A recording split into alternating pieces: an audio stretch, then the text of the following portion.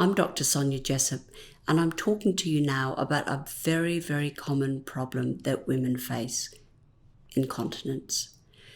As a gynecologist, I see many, many women of all ages who come to see me with some form of incontinence. It may be that they lose urine when they're laughing or sneezing or exercising. These common problems occur more frequently after having a baby vaginally. And again, there's a second peak for women who have gone through menopause. There is more than one way to treat incontinence. Ruling out a urinary tract infection is obviously an important first step.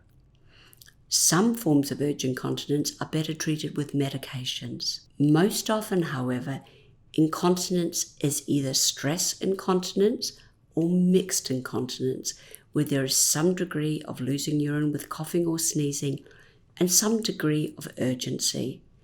I often call this the key in the lock syndrome, where women get home from being out, they get to the front door, and suddenly they need to go to the bathroom, and the closer they get to the toilet, the more urgent it becomes.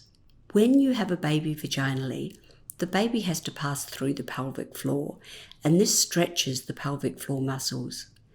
Sometimes these muscles can be damaged or torn, and they don't effectively go back to their normal position. Kegels exercises undoubtedly help, but some women, the degree of damage is so great that they cannot even feel the muscles contract. Initially, I recommend that women use the Emsala chair to maximally activate their pelvic floor muscles.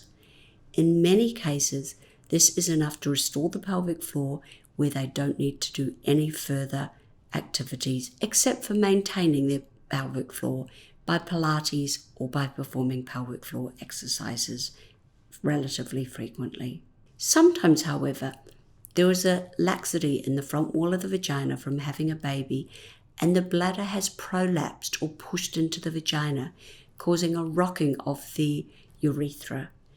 This movement of the urethra means that urine is lost from time to time.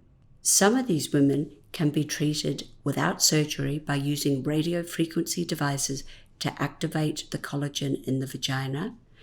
Other times, surgery to support the urethral neck and the bladder may be necessary. Whatever your situation, there are circumstances that have led to the situation you are in now, and there are treatments that can be offered.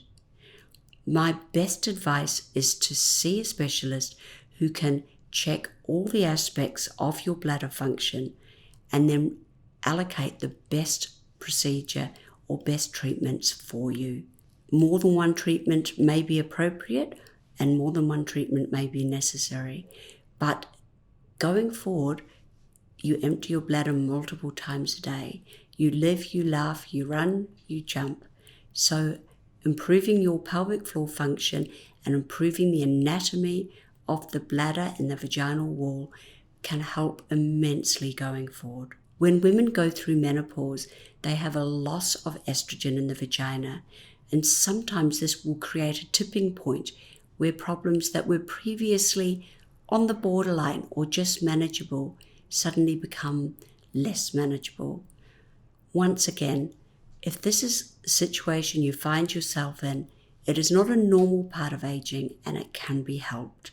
So don't take incontinence, see a specialist and help get treated. Thanks. If you have any questions or would like any further information about what I've talked about today, please feel free to call the clinic or to email us on our email address. Many women feel anxious or are not sure what they may be getting themselves into, but talking to our reception staff or nursing staff will help you think about whether it's the right decision for you. So any questions at all, please contact us and we will be as helpful as we can in providing the information that you may need in deciding which steps you want to take going forward.